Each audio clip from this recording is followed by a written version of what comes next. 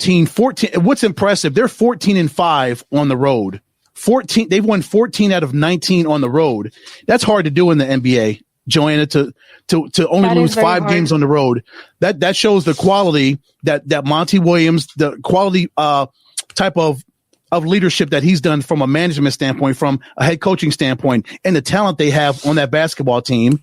They're maturing. They're coming together, and that just shows that 8-0 run in Orlando was not a fluke. It was not.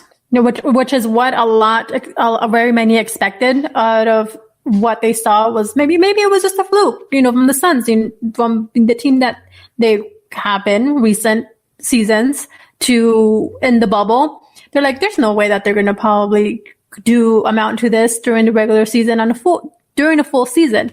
But they came out and they proved them wrong. And it's good to see they're coming back to being, like we've talked in the past with Kevin Ray and John Bloom and others as well, just previously on the show and even recently, is exactly that the Suns are actually legitimate, and that to by any means think that they're just, they're just a joke and this is not gonna amount to anything later, or seeing them in the playoffs. On the contrary, they're what standing are they right now in the league? They're number 2 in the Western Conference. They have the 3rd best record in all of the league, Joanna. They're 29-13. Again, they're 2 games behind Utah, just a half game behind the Philadelphia 76ers, who played the Golden State Warriors last night. So depending on what happened with that game, but they're the 3rd best record in all of the league, Joanna. That's incredible. Mm-hmm. And this is a team over the Lakers, yes, mind you. Yeah, over the Lakers world champions. And over the Nets. Over Milwaukee, over Brooklyn, you said, over the Clippers, the Lakers, Denver, Portland, a lot of quality teams, but Phoenix is number 3 in the NBA as far as their record's concerned. That's exciting. And is that not thrilling to have a really good basketball team right now in this area? Yes. Music to my ears, Ed. And they picked up from where they left off in the first half, Joanna. They took the break, the All-Star break, and they did not miss a beat. Not whatsoever. And you know what, too? What would be even more music to my ears? What? Having full arenas again. And that's something that NBA is working with. Hopefully getting arenas to somewhat, fuller capacity. And Miami Heat has been news that with their fans, they're going to be opening a section of their arena to fully vaccinated fans. So to be able to have that, arena a little bit fuller. Other teams are experimenting and doing something of the same. We have just not only across the league, but also across sports. So we're a little bit closer to seeing, at least in NBA, seeing more fans in the arenas. So which is, I think is great. That we'll get to see some type of normalcy. Of course, there's going to be precautions that need to be taken. So which is another thing that I think is great. And the NBA has done a great job of being able to put protocols in place and safety precautions and thinking of their players and their staff and the fans, putting everyone's safety first. And the NBA has done wonderful with that. They have. The last thing you want to do is just open all of these 30 arenas and just let fans in and just pack the entire place. And then things just get out of control. You've got to, you've got to be able to do it, as you say, in a controlled fashion, in a controlled manner, and gradually up the number of fans that come into the arena. And then hopefully, as you say, by playoff time, it'd be great if every arena was full for every playoff team that's there. But even if it's half full or 3/4 full, depending on how the NBA and how each arena, each city that's represents a basketball team, each one of their departments of health, how they actually decide how they want to do this and how many fans that they are safely allowing into all of these arenas. Once they figure that out, I think it's going to be awesome. And it will be great when the day comes when Phoenix Suns Arena is completely full and all the other 29 arenas are completely full with fans. And it just makes the atmosphere that much better, Joanna, when you've got a full house and it looks great on TV when the fans are there. And it's just for the players, it's got to do them wonders to have full houses that they can play in front of again. Yeah, and it's a totally different environment, totally different energy, not only for the fans, for the players, for everyone involved.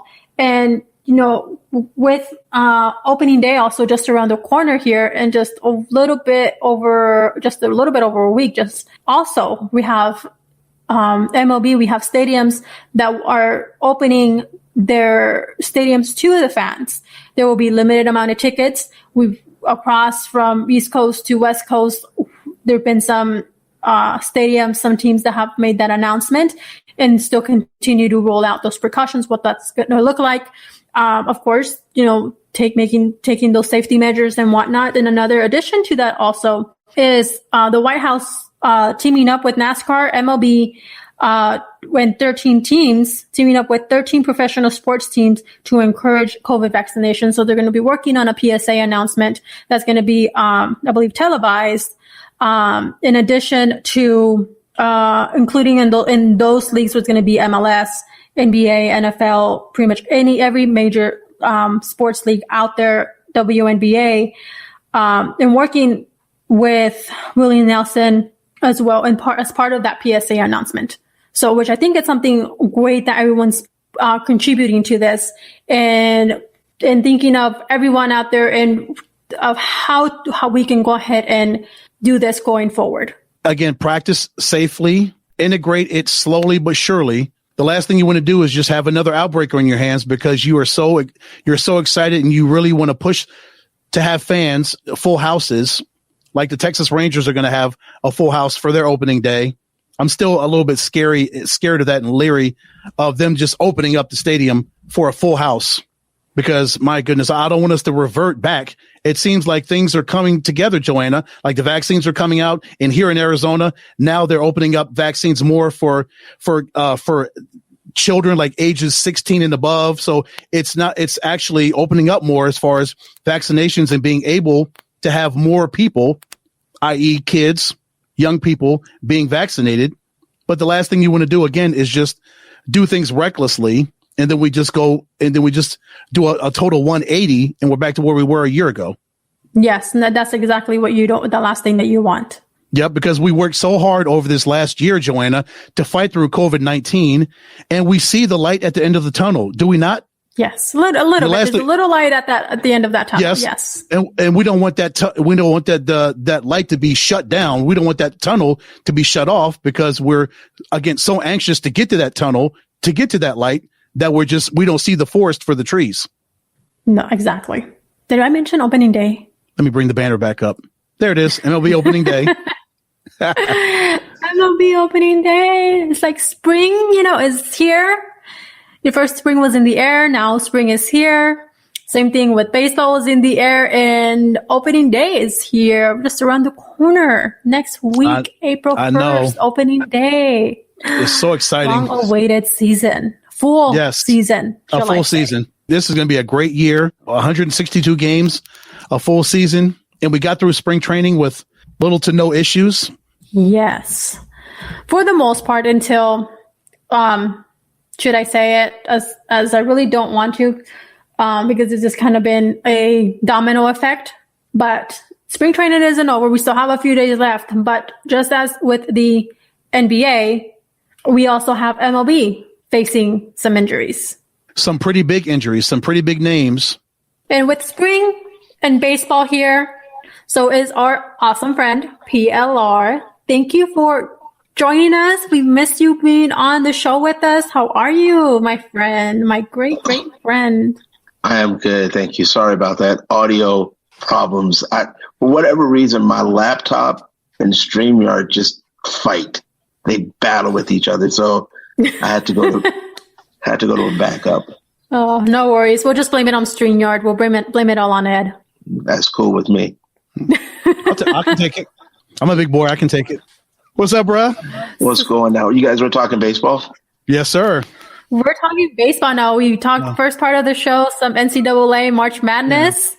Yeah. Yes, we are Chicago White Sox. I see that right there, PLR. Rocking your Chicago there. Chicago. That's odd for me. Propaganda. Yeah, you've never done that before. No. I don't have any Chicago gear. You don't ever wear Chicago gear. No. I don't know where you got that shirt from. You've never worn anything Chicago. Not once. But yes, we're diving into some MLB here. We have opening day just around the corner. I cannot say opening day enough. Do you know how that should be considered a holiday? Don't we all agree? Yes. National holiday? Yes. But we're almost there. We're not at the finish line of spring training, but we have all these injuries that are happening, guys. What is happening? We have Fernando Tatis Jr., who was injured on Tuesday, his shoulder. I believe this is his right shoulder, if I remember correctly. We have Robbie Ray also left shoulder injured. Left shoulder for Tatis. Thank you, Ed. We have Robbie Ray, who's also injured. George Springer, Zach Gallen, Kirby Yates, and I think there's others that I can name there, but I won't even keep going. George Springer. Yes, George Springer. So we have, some of these are pitchers. Probably there were maybe one or two that may have been already in the talks of being part of the starting opening day, starting pitcher, or part of opening week. But now that's pretty much scratched. So we have here Kirby Yates. He's actually done with for the season with Tommy John surgery. Robbie Ray, I still tentative of how long he's going to be out for. And what does this mean for Fernando Tatis? How long is he going to be out? He's like the face of MLB, and Padres really needed that guy.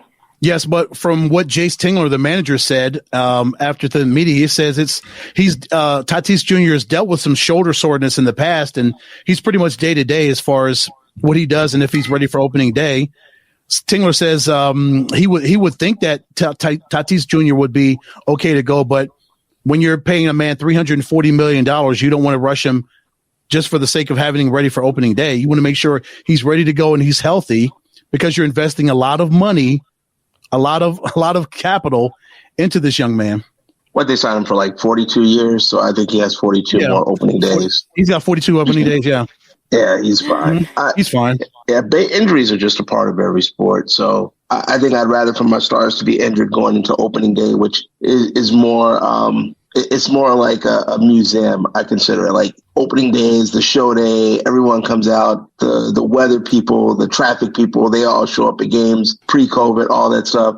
But if we're really just being honest, it's not opening day that matters when you're a manager as much as, are they going to be there in September? Are they going to be there in late August? So I would rather have someone out and injured now than have them show up for the opening day ceremonies, especially if you didn't win a World Series. I mean, it's not like they're getting a ring. So I'd rather be safe now and play them in August. So I get the meaning. You want everyone there for opening day because you want all the band, the parades, the balloons, the confetti. But in the world of COVID, it's really not going to be the same opening type day anyway, unless you're in Texas. So it really doesn't.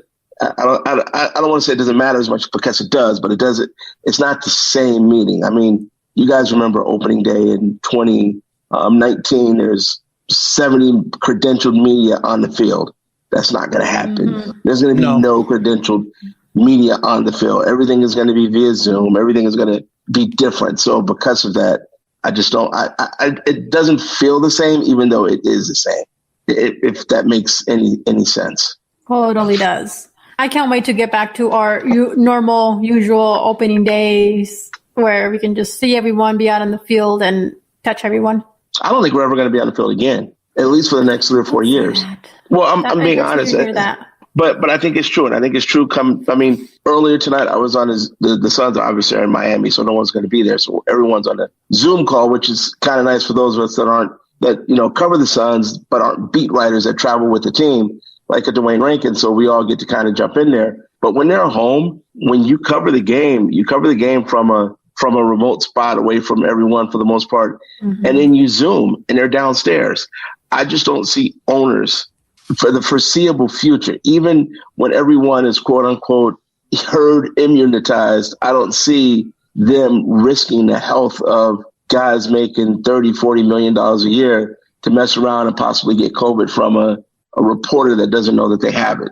Even that could be asymptomatic. I don't see it for the next 2-3 years. Mm. I'm sorry to be the water on the parade, but being honest, I think the days that we're used to are going to kind of be, these are the days now. Just like I think what we should do is, there are certain things we're going to lose. We're going to lose some of our relationships with certain players. that we could just kind of go to their locker or walk with them, you know, as they're walking out.